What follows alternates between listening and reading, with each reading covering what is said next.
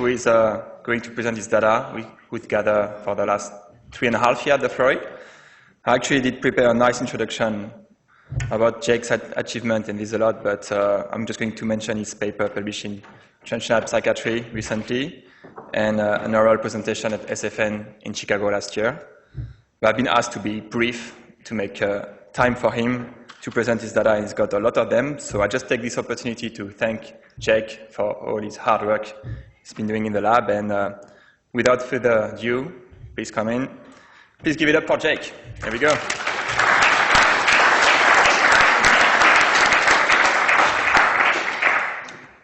Thank you, Thibaut, for that kind introduction. It is quite lovely to see so many familiar faces in the audience today. Thank you for coming out to hear me speak.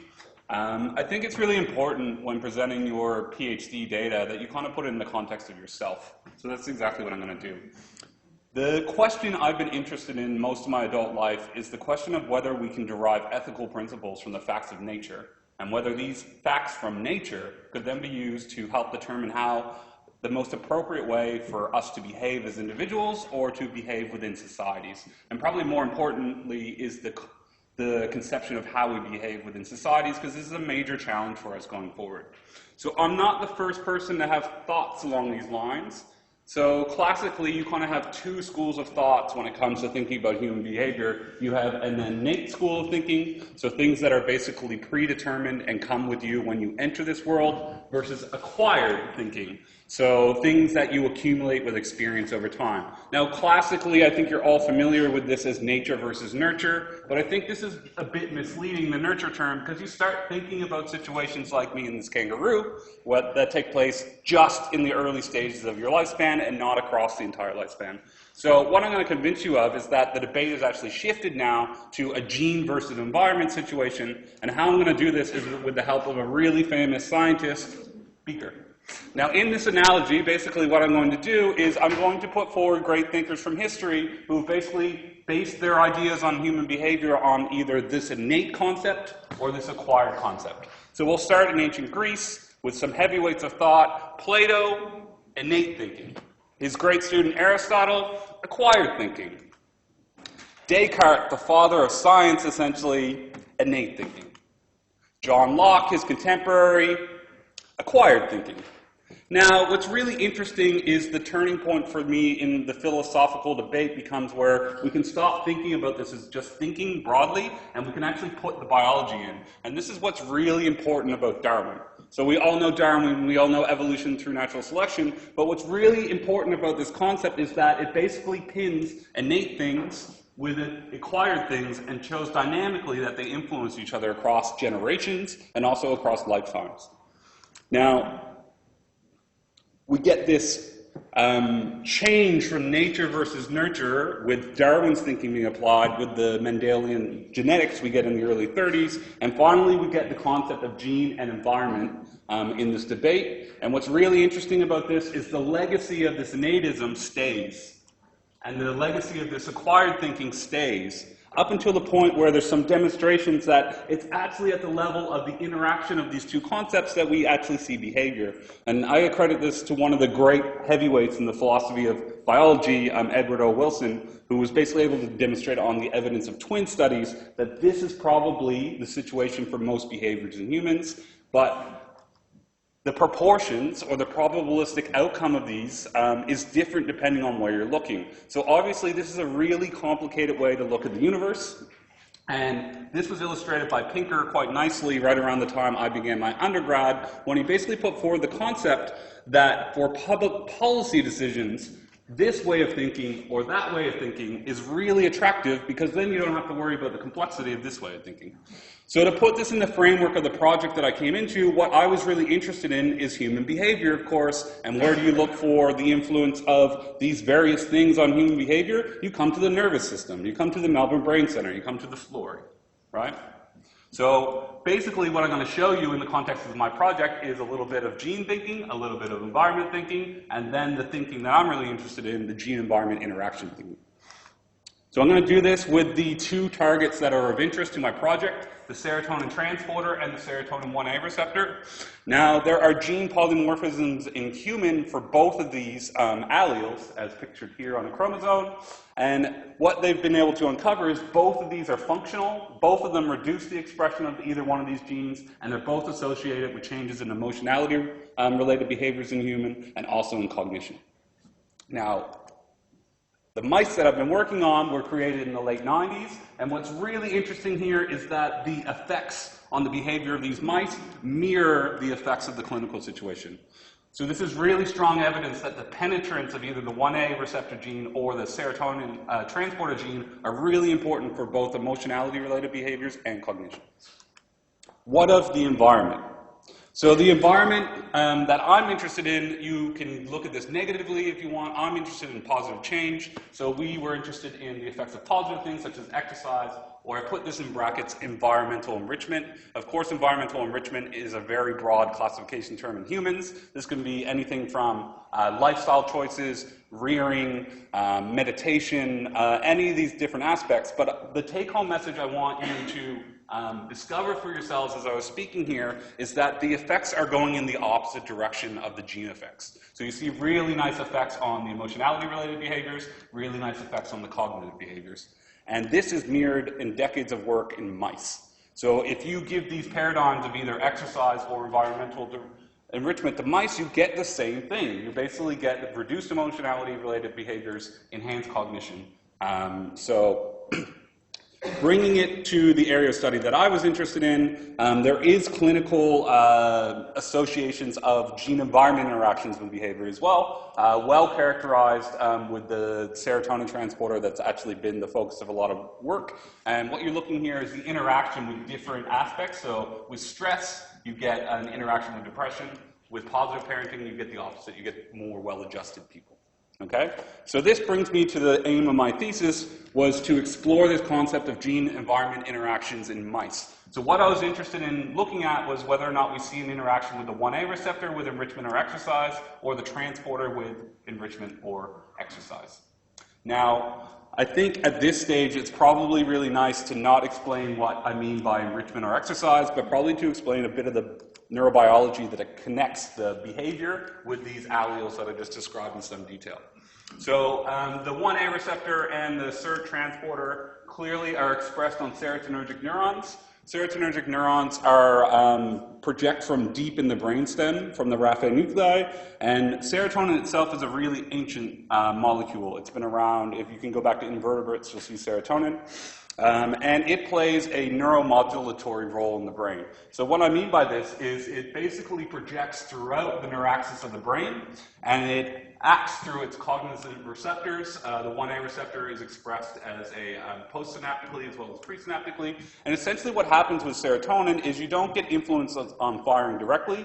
You get gene expression changes in the neurons that actually creates a slow burn scenario where you'll get change over time, hence the modulatory title that it's entitled to.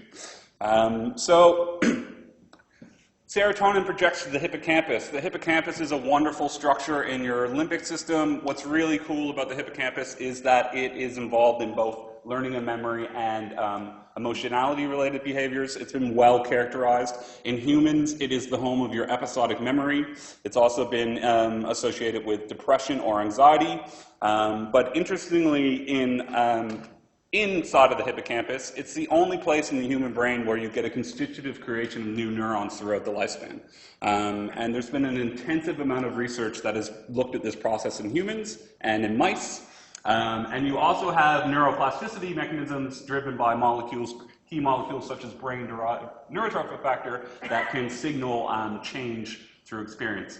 So the reason I show you both of these processes is because in mice it's been demonstrated that serotonin is really critical in regulating how these processes are dynamically changed through environmental experience. So they seemed obvious targets for us to investigate. So how do we investigate these things? What you're watching at the moment is an illustrative demonstration of how different an enriched environment is from a normal standard housed environment. Now bear in mind that these animals are nocturnal, and this is at a box change, but you can see even in the day after the boxes have been changed, look at the opportunities for engagement between the mice. It's night and day. So the thinking here is these opportunities for engaging with the different elements within the cage are actually influencing different areas of the brain and actually driving changes in the behaviors of the animals. Now Jess and Tony did a really nice review on this in 2006, but basically the concept was established in the Rusty Gage lab in the early to late 1900s, and their conceptualization of what an enriched environment looks like is slightly different to what Tony and Jess put forward, but you can see that the cartoon is the same. But you also see that key elements in their thinking were dissociated from each other at a very early stage, and the critical component was the exercise component. So why I show you these little videos, because they're cute, obviously, but also because you can change how the wheel is accessed in the boxes, and this could potentially influence the behavior as well. So it's part of the enrichment component of an exercise regime is how the mice are actually socially housed and how they access these wheels. And even if these wheels are metallic, or if they're like kind of saucer plastic wheels. So what's really interesting is the fallout in this lab after they basically put forward that it was either enrichment or exercise that were driving these effects. And the legacy of that is seen in my literature today, where you basically have Henriette von Prague as the godmother of exercise and Gerd Kemperman as the godfather of environmental enrichment. Sorry, Tony. So this brings me to the aims of my thesis. What we were interested in, of course, was the mechanism of these gene-environment interactions we were hoping to find. We were then interested, if we didn't see these interactions, whether or not we would see therapeutic effects. I explained in the overview slides that we would expect to see positive change through exercise or enrichment. And finally, we wanted to see what these things were doing to the levels of adult neurogenesis, or BDNF, in the hippocampus. Now, critically, the questions you can see, there's a bit of overkill here on this. But we really wanted to narrow down within our enrichment protocols the dissociable effects between exercise and environmental enrichment. So we really wanted to see what the aerobic component was doing, separated from the, that complex environment I showed you in the video. All right, so there's a bit to cover, so we're going to jump into it. My chapters are structured around the two mouse models that I worked on. So there's 2 chapters on the 1A receptor knockout mice, and there's 3 chapters on the transporter heterozygous and knockout mice. You've probably had a chance to quickly read through this, but I don't want to steal my own thunder, so I'm just going to jump into chapter 1. Now, if a PhD is a love affair, then the Morris water maze is definitely my mistress. It is a protocol that is key to a lot of the study on the hippocampal formation, and especially its role in spatial learning and memory. This is cited from the original Morris paper where he put forward the technique, and he defined spatial learning as the acquisition of the entire array of cues. So how this paradigm works, Morris designed it so there were no local cues present within the arena. So that means the platform is submerged. So the concept behind the task is that for goal-oriented activity, the only way they can solve this maze is by acquiring this distal array of cues. So how you go about this, you basically introduce mice to randomized start locations across a series of days, and you see how quickly or how long it takes them to find this platform location historically, or you can take a more sophisticated method, which involves looking at how their strategy they employ to actually find the platform. So what you have here is a mouse in the pool. He has no idea where this location is, and if you watch him, you may become aware that this mouse is potentially navigating not by using the distal cue array, but by using a local cue, which is the distance it's known that the platform was probably in this corridor from the escape location. Now this is interesting because this takes place earlier in training when the cognitive map that is meant to be formed throughout training hasn't been quite established. So this poor mouse is swimming around frantically trying to get on this location using a strategy that is ultimately successful, but not very sufficient. Thanks, Cap. So the thinking here is that you can get a better look at the actual behavior of interest, which is this allocentric learning using this search strategy analysis. And just to kind of hammer this home, we'll see a second mouse, and this mouse has been trained for a while, been able to acquire the cue, and you can see swimming very nicely, knowing pretty much exactly where that platform location is, and you may have guessed based on its pattern that that would come up as a focal search. Now, the reason we were really interested in these search strategies is because there's a kind of seminal paper that showed that learning curves for latency, so how long it takes for the mouse to get here, or the total distance for it to get there, doesn't actually discriminate between these two types of behaviors. And what you're really interested in the Morris water maze is picking up whether or not this allocentric learning is taking place, because you're trying to assess the formation of that cognitive map. I hope that is clear. So how do we go about this? Essentially, we were lucky enough to get an objective algorithm that works in MATLAB from the Kemperman lab. And how it works is it basically takes the time tag coordinates from the tracking software, you feed them into the algorithm, and it's a sequential classification system where it basically says, does it meet the criterion for direct swimming? And it says yes, no, and then it looks at focal search, et cetera, et cetera. So basically what you get is this dichotomy that I explained earlier, where you have these more allocentric strategies or spatial strategies from these egocentric early strategies. And what you can do is basically dichotomize them and then come up with this percentage spatial search strategy, which is just the percentage of them that are spatial from non-spatial. All right, so how do we go about doing this analysis? Well, it's a bit challenging because we're using binary inputs. But with the really lovely assistance of Leonid, we came up with a way to actually interrogate this measure and look at the influence of any other thing that we are interested in using mixed effect regression models. Now, mixed effect regression models are really great for repeated measures data because they have advantages such as accounting for missing data, and the big one in our paradigm is actually being able to account for censored data. So historically, latency to platform, if the mouse doesn't actually find the platform, you put in a token amount, which is the trial time, in my case 60 seconds. Hold on. So you get this ability to take that skewing of the data away.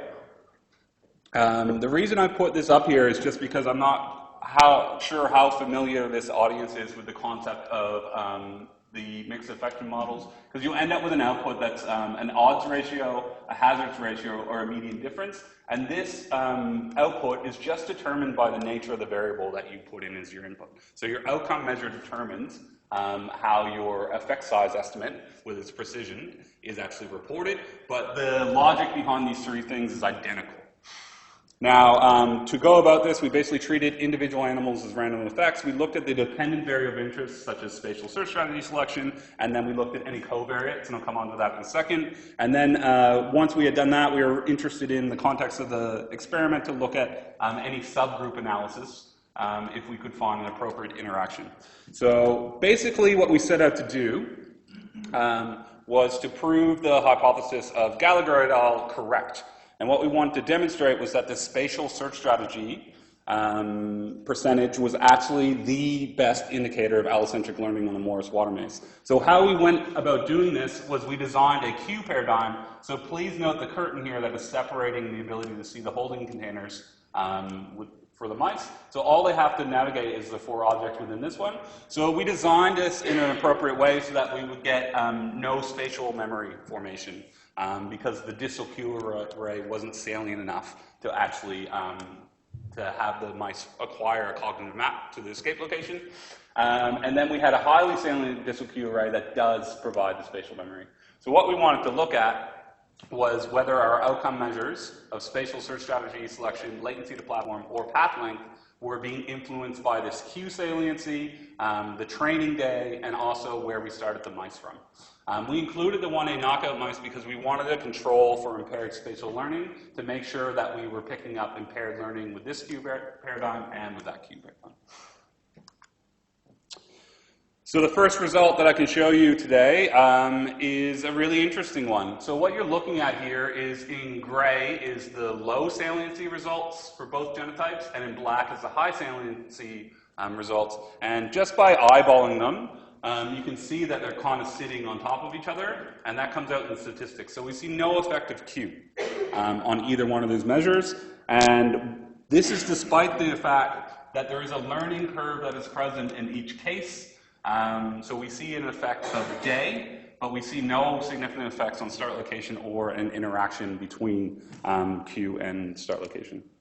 Now, what gets really interesting is when we looked at the percentage spatial search strategy, and what we see here is a clear effect of cue. So again, in black is your high saliency, and in gray is your low saliency. So you can see the separation here, and it comes out in the statistics. So mice trained with a highly salient distal cue array are 120% more likely to adopt one of these spatial search strategies at any given trial.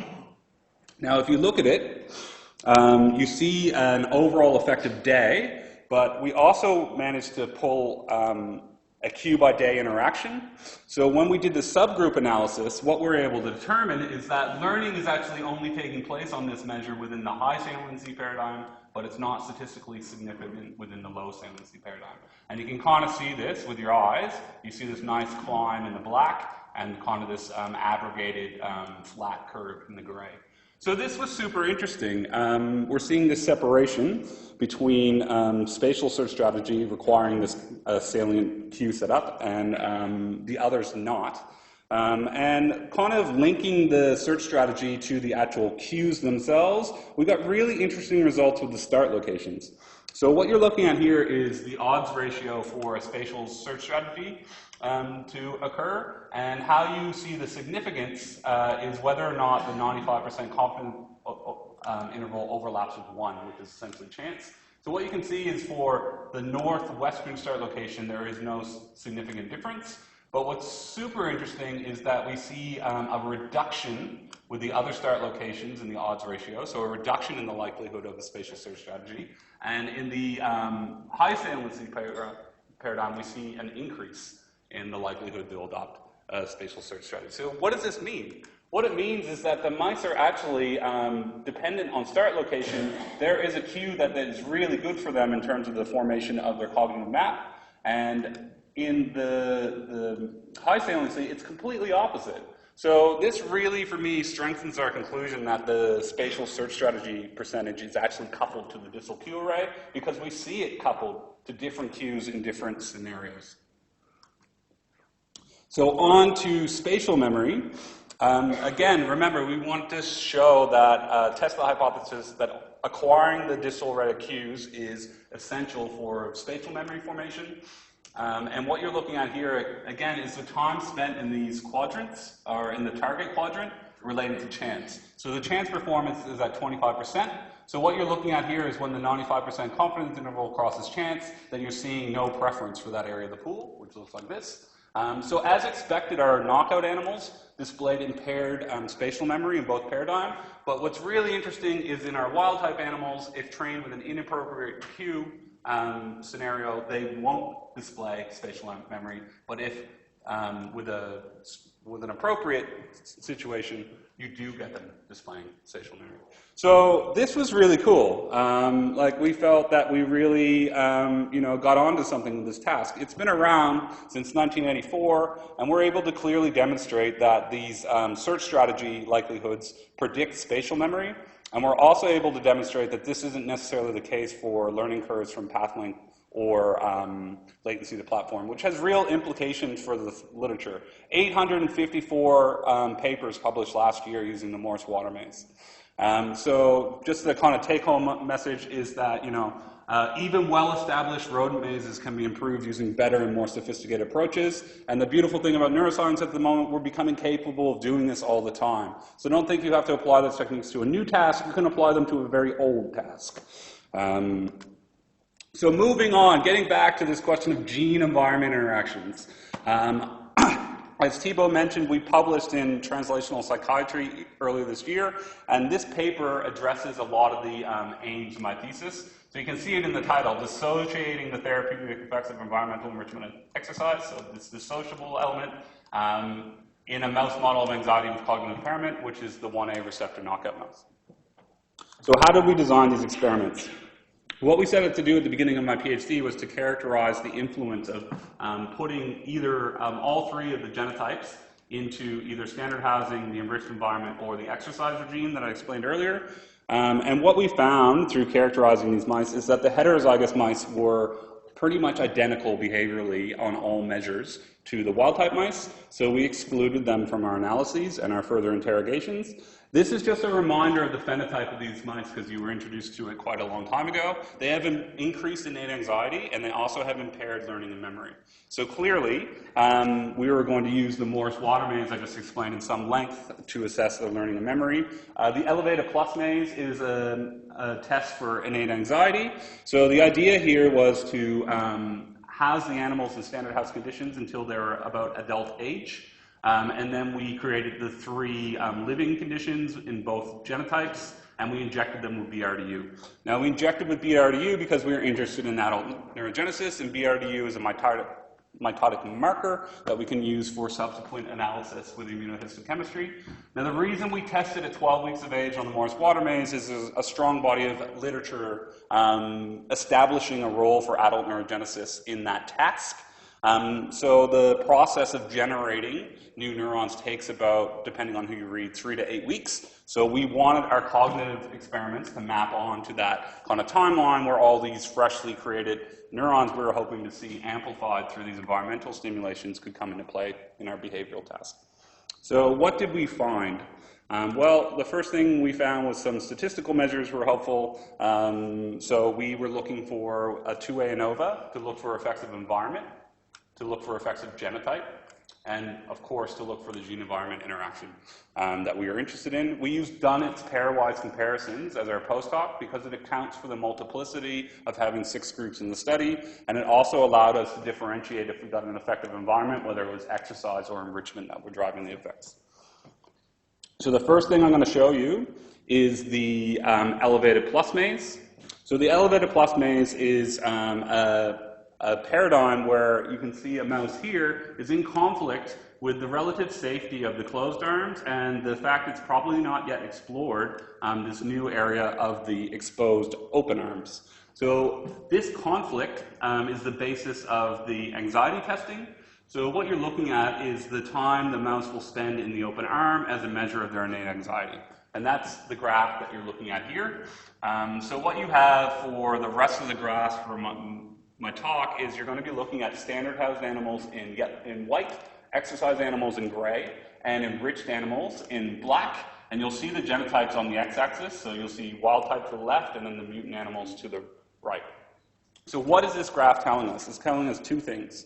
One, the phenotype we expected to see is present in the knockout animals. So overall, they're spending less time in the open arm. So this was nice, a verification of the phenotype, quite good. But what you can clearly see is an overall effective environment that is specific to the enriched environment. So what we can say here is that enrichment is reducing innate anxiety levels overall. So it's independent of the genotype, it's happening in both, but it's really interesting that enrichment can change the behavior in these animals. So we looked at the, of course we used the spatial search strategy percentage as our main measure for allocentric learning based on what I just described to you. And what we're able to demonstrate in these animals is first, you're looking at standard house, exercised, and enriched animals. And in black, you see the wild types, and in gray, you see the knockouts. So you can probably see already this little bit of a separation, and that's picked up in the statistics. So knockout animals are 30% less likely to adopt allocentric search strategies overall, which potentially explains their impairment on the spatial memory probe that I showed you earlier. The second thing to take from this graph is that there is a clear effect of day, so they are acquiring the ability to use a spatial search strategy over time. But finally, interestingly, with the treatments, we see a significant effect of exercise. So overall, adjusting for everything else, the exercising animals are 70% more likely to adopt an allocentric search strategy, and there's no effect of environmental enrichment. And this is really interesting if you focus in on the knockout exercising animals, because when we did the retention probe, what we were able to replicate was that the impairment is there in the standard house animals. It is still there in the enriched animals, But exercise, through this increased allocentric search strategy selection, is actually restoring the spatial memory deficit in these animals. So this was really cool because we had, a behavioral potential shift in the behavioral mechanism that could explain the change in the memory impairment. And this was supported by our investigations into BDNF and adult neurogenesis in these animals. So adult neurogenesis, you can quantify two things. One is the level of replication in the dentate gyrus beneath. So you're looking at the subgranular zone here. This is your dentate gyrus, magical structure. This is the rest of the hippocampus, the CA3 and the CA1.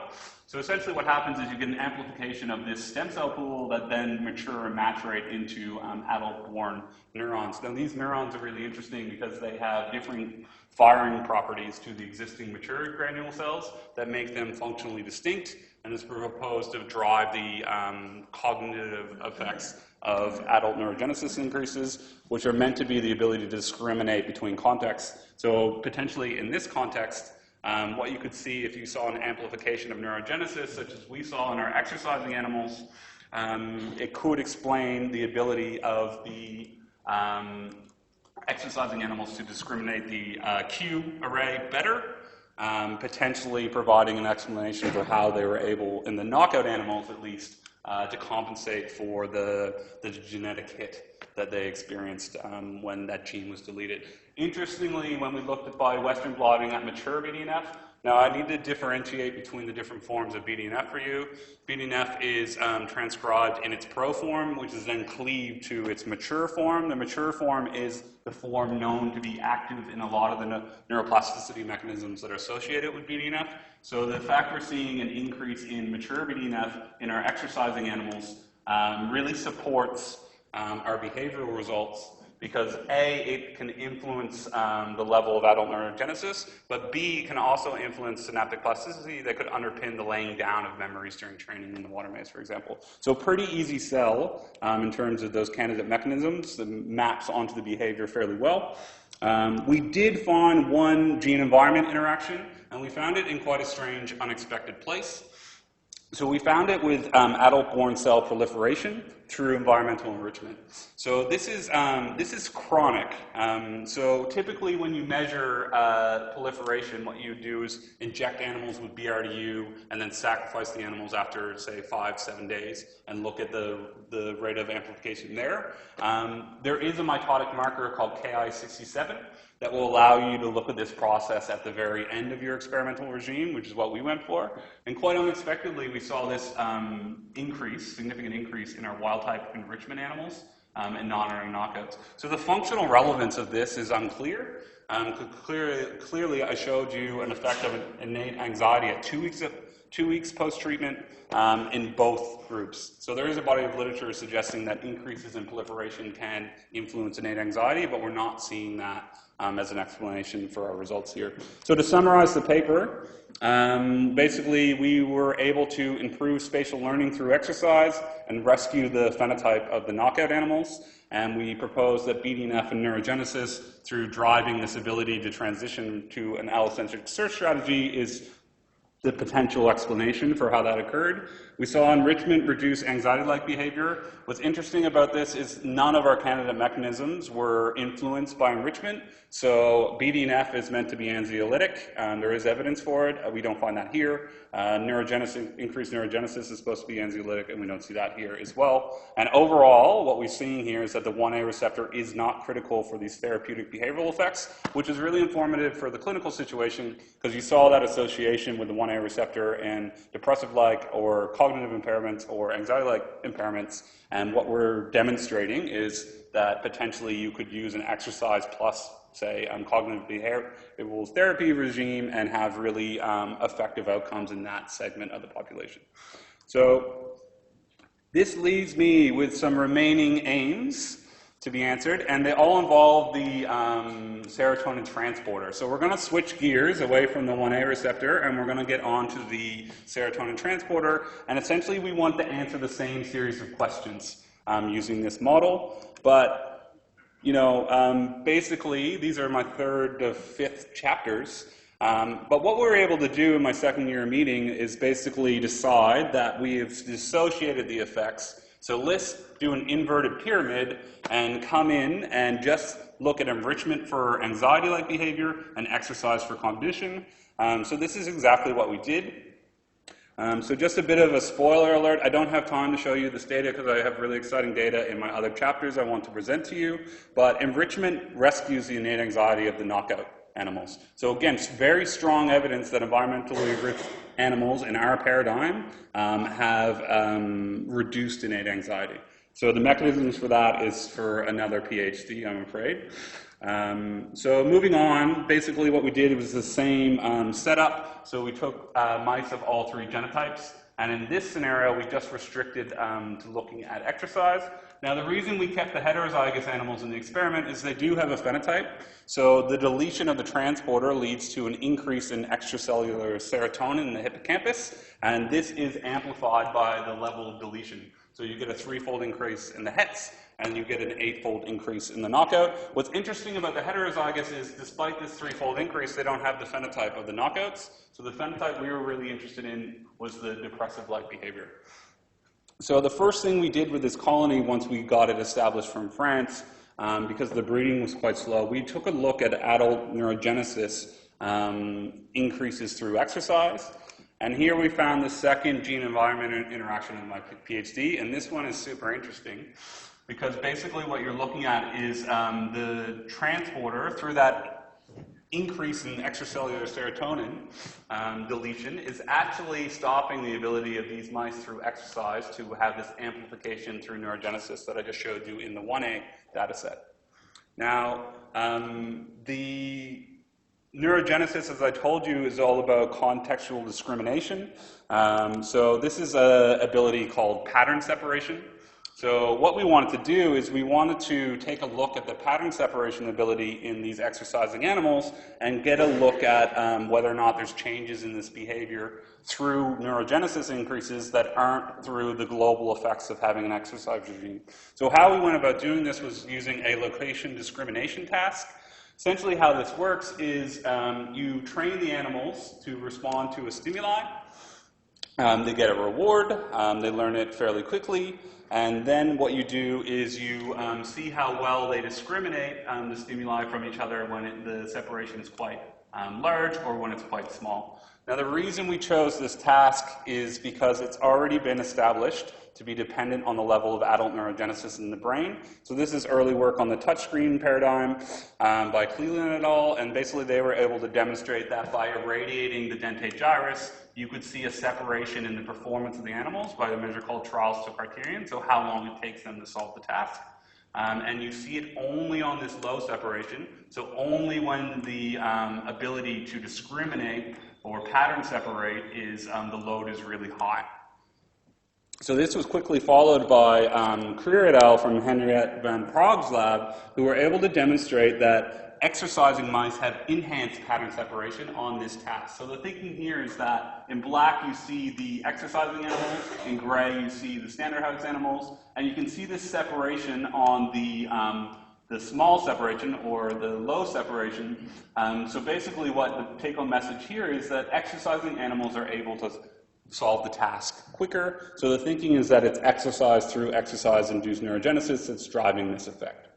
So we came in with the hypothesis that exercise-induced increases to pattern separation ability will only occur in wild-type exercising mice in our experiment. So what did we find? 8 months of work upstairs. What we found was interesting. So what you're looking at here is the trials to criterion. What you're looking on the x-axis is the 3 genotypes. You're looking at the 2 separations, the high and then the low. And what you can see is that they're all performing the task equally as well when the separation is high. But when you come to this low separation, what you're seeing is a separation in each of the genotypes. And you've probably figured it out already, but the gray in this experiment is the exercising animals, and the black is the standard house animals. So what you're seeing here is an increased number of trials to criterion in exercising animals compared to standard house, which is the complete opposite to what we're expecting to see based on that Creer paper. So, I've spent probably the last 6 months trying to come up with an explanation for why this could be the case. And as of yet, still haven't found anything. So basically what this led to is the final chapter of my PhD, because we're really interested still in pinning this lack of exercise-induced neurogenesis on a behavior. So what we decided to do was to take a look at the depression-like behavior in these animals, because there is a body of literature that supports the hypothesis that increases to neurogenesis are actually antidepressant-like in mice on this paradigm. So what we did is the same setup. We used all three genotypes. We, at adult age, we gave them exercise. We screened for anxiety at 10 weeks, and then we did the forced swim test at 12 weeks. Again, this 12-week time point is dependent on neurogenesis. So we wanted to give it the good 4 weeks to amplify and be in place so that we could see its effect on the behavior. So what did we find? We found something really interesting on our routine anxiety screen using the elevated plus maze again. So what you're looking at here is we observe the expected phenotype. So the knockout animals have decreased or increased innate anxiety compared to the other two. But when you look here in the gray bars, what you're seeing is an overall effect of exercise, but you're seeing it in the anxiogenic direction. So this could potentially explain the difficulties of these mice on that task. So maybe you could hypothesize that it's actually a bit of a panic situation when they see that low stimuli, and it's impairing upstream of the increased neurogenesis, their ability to discriminate those two boxes from each other. But that's a bit of conjecture. What is interesting, though, is when we got to the depression-like behavior, we were able to find a rescue through exercise in our knockout animals. So the phenotype is again here in the standard house condition, so they had increased time immobile. So I guess I'm taking liberties a little bit here with the explanation of this task, so I will explain it to you.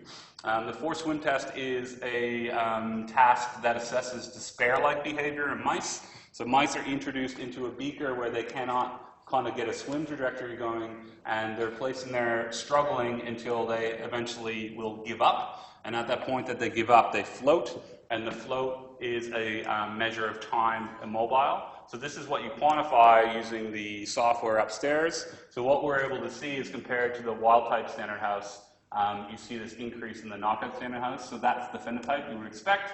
But the interesting bit on this graph is the fact that exercise is reducing the level of immobility to, on the post-hoc, a level that's indistinguishable from the wild-type performance. So while we were doing the touchscreen experiments, we started a collaboration with Paul Adlard and Fen Chen, and they did a bit of long-term potentiation in this colony for us. So just quickly, we measured them with using a multi-electrode array, the connection between CA3 and CA1 by stimulating Schaefer collaterals and recording from the stratum radiatum. So this is textbook image. So long-term potentiation, what you're looking at is if you pulse them to see whether there's differences in these curves afterwards. And what we found was that LTP is actually impaired in our knockout animals. So when you look at, once you get the stimulation, you look at this rise, they're all falling basically on top of each other, but the standard house condition is substantially lower. So when we go to quantify that, what we see is an interaction between the standard house condition and the exercising. So exercise is actually restoring LTP, which gives us a novel explanation for why the depression-like behavior has been rescued independently of increases in neurogenesis, because we know that there is no increase in neurogenesis in these animals. The final bit of data that I want to show to you is fresh off the press. So we also looked at mature hippocampal BDNF levels in these mutants. And what we see on the statistics is an overall effect of exercise. So I know you're looking in this graph and you're looking at those wild-type animals and you're saying that's not up, because I'm saying the same thing. But the take-home message here is that it's up in the mutant animals, and they're the interesting animals. You would expect it to be up with exercise in the wild-type. We showed it in the other colony, so that's something to look into. But I really wanted to show you this data because it basically, again, shows that mature BDNF is up in the mutant animals and neurogenesis is not, and BDNF is proposed to be critical for exercise-induced neurogenesis. So it really points to a role for serotonin signaling being correct downstream potentially of BDNF to see these effects. So just to summarize, We see exercise-induced neurogenesis up, but not BDNF. Oh. Sorry, we don't see it up. And we see BDNF up. I'm getting tired. Exercise rescues the depressive-like behavior in the knockout animals, and there is a mechanism through LTP that's independent of maybe BDNF or neurogenesis, so it's really interesting. And we also see a dissociation in the behavioral outcomes in this colony again. So we see really nice effects on depressive-like behavior, but then we have this anxiety confound, and then we have this impairment in the cognition. So kind of teasing all of this apart is a really interesting future direction. So just to summarize, we went looking for gene-environment interactions, and we found 2 on adult-born cell proliferation with the 1A receptor and enrichment, and the transporter with exercise and adult-born cell survival. So I just hope you kind of get the take-home message that these behaviors are definitely influenced by the environment and the gene, and that there are mechanisms within the brain that can respond to either or to potentially modify them. So I just want to leave you with one of my favorite quotes at the moment from the WHO, and it's basically stating that health is a state of complete physical, mental, and social well-being, and not merely the absence of disease or infirmity. And the reason I share this with you is because I feel like maybe we focus a little bit too much on this aspect in our medical research, but this aspect is equally as important, because I would almost argue that this aspect potentially potentiates the level of that aspect. We've never lived in a more connected environment. Today, 25 years ago, the internet went live. Think about it, 25 years of the internet. Think about what that's done to human culture, right? Think about all these people in New York. They're all on their cell phones, communicating with people in Nova Scotia. Like, what is going on here exactly? I don't know. I think it's really challenging. It's really interesting. I really feel that modern neuroscience has a lot to say about how we go forward as societies, and I challenge all of you to take your message forward in establishing that.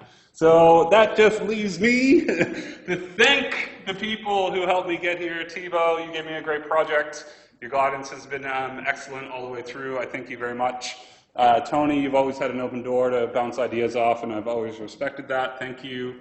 My committee, your input in our meetings was very great and helped shape the direction of the project. The Hannon Lab has always been a fun place to be. It's evolved over time, so I don't want to pick out anyone in particular, but just to say that you've all been lovely people to work with. Animal health staff, of course, on level 6. It gets a bit dreary up there without any sunlight. But what does bring a little ray of sunshine is the lovely staff who are working up there, so I've really appreciated working with you guys. It's been great. There are a bunch of people who participated in experiments. I'm not going to name them individually. You can read that during question time. And contributors to the project. So the colonies came from Martin and Laurence in France. The algorithm came from Germany with Garth and Kemperman. Really, the input with the mixed effect regression analysis, that's the basis of my second paper, was in collaboration with Leonid. Jess helped design the location discrimination task for me and made sure that I could actually execute it. Mark taught me how to do immunohistochemistry at the very beginning of my PhD. Tina Pooters was instrumental in the digital Q array setups. And finally, I have to acknowledge my ex Elise for the creation of this lovely queue that has brought a bit of sunshine to most people's lives upstairs. So finally, I think I need to acknowledge the participant of these experiments. So it's a real honor to get to work with these guys, although you do get frustrated from time to time. And of course, my friends and family, without you, I wouldn't be standing here speaking. So thank you.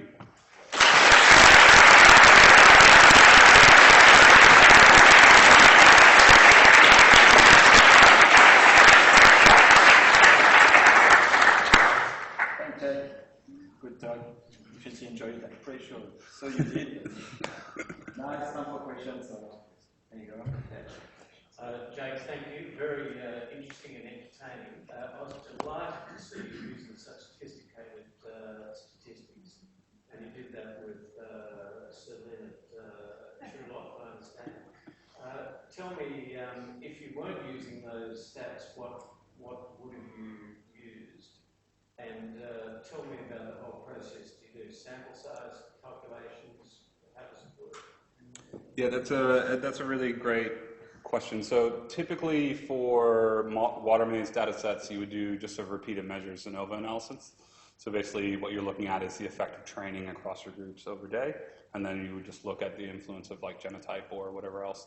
But it kind of, again, like to use the example of the latency to platform data set, it doesn't account for the data itself in as sophisticated way. So you basically have that potential error of just putting that blanket 60 seconds in when they haven't actually accomplished that. It could have been, maybe like 85 seconds or something for that to be accomplished.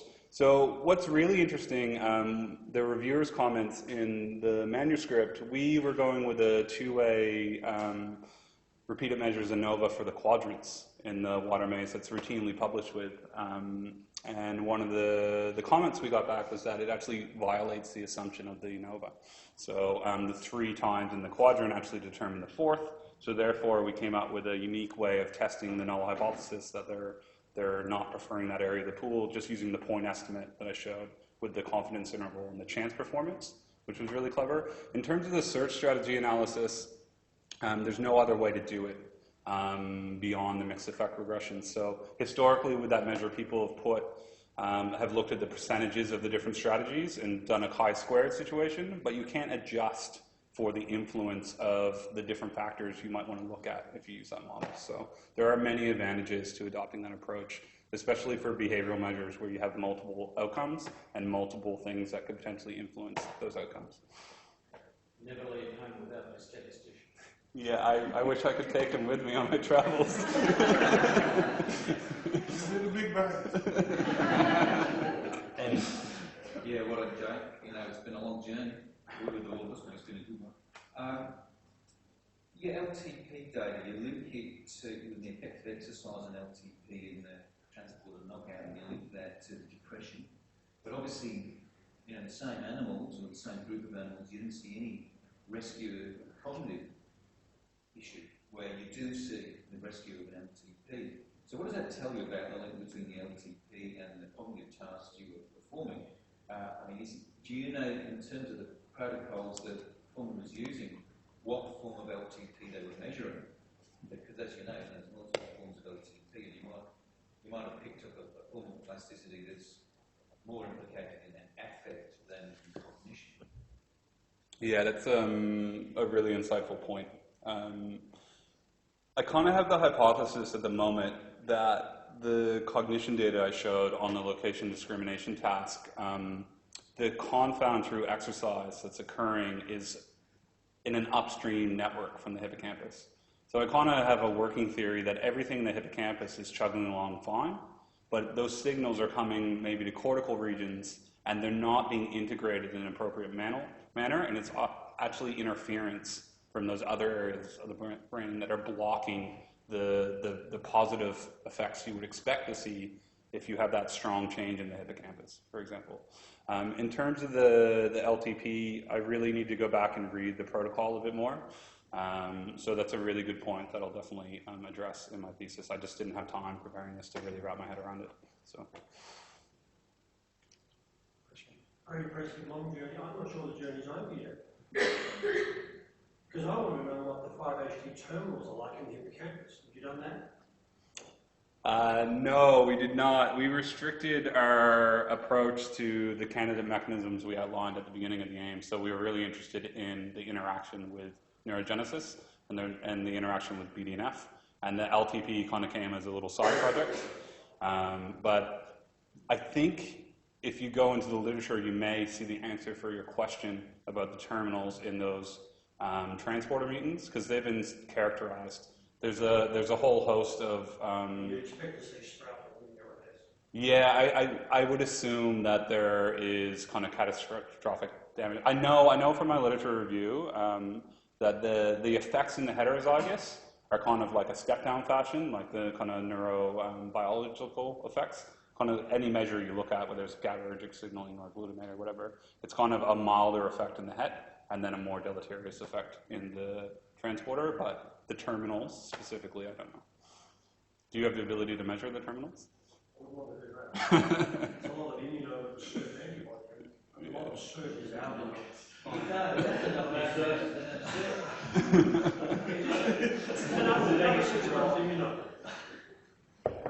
Question?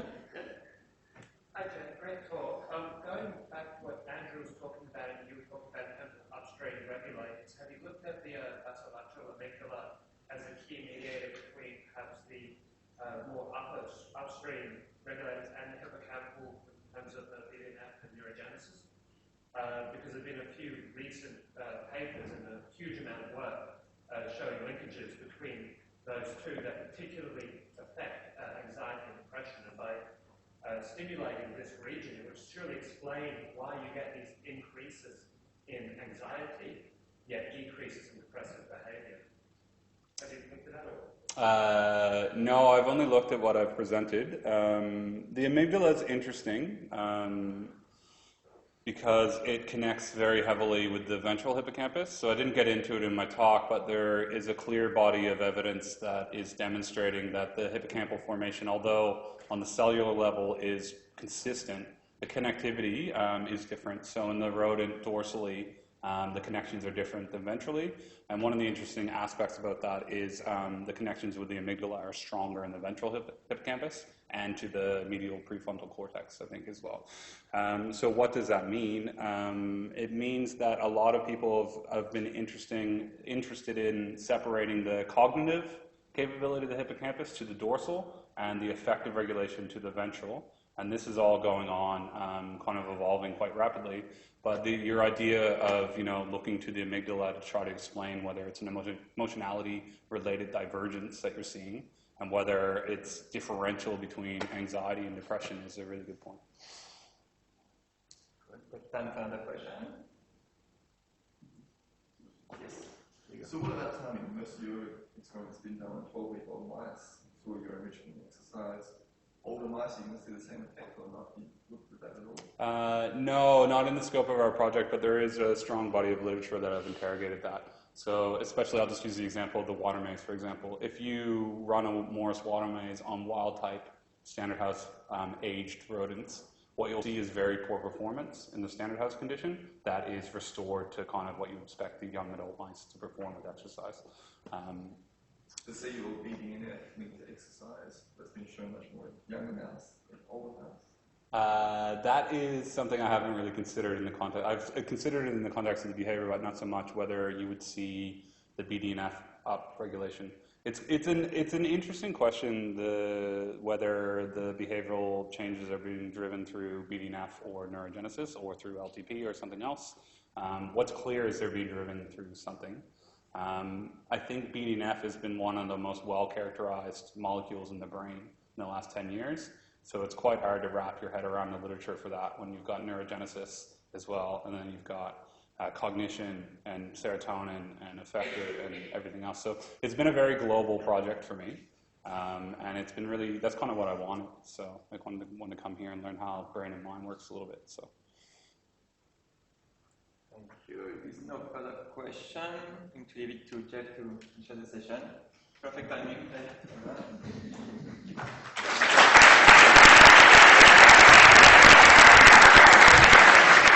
Well, Jake, a tour de force, I thought, and a great crowd. I can only put the crowd down to the brilliance of the announcement that you made, and I think we should bring in a new rule that all PhD candidates have to make their own announcement. Right. And obviously is a way to draw the crowd, so that's terrific.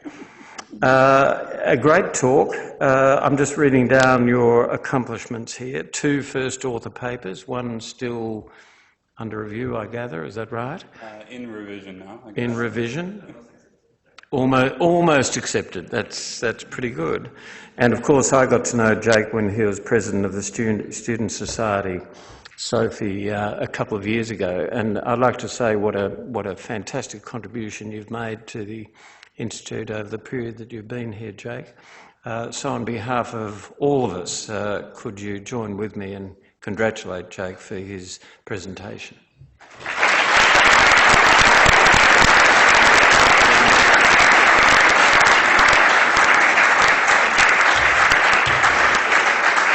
And I forgot, The white envelope. I'll go spend it now. Thank you, Joe.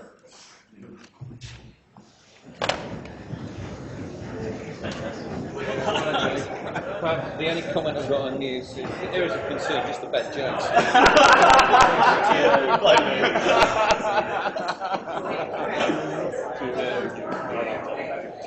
I've got to go over to Not at the moment. Very cool. Cheers. Thanks. Yeah. Go on.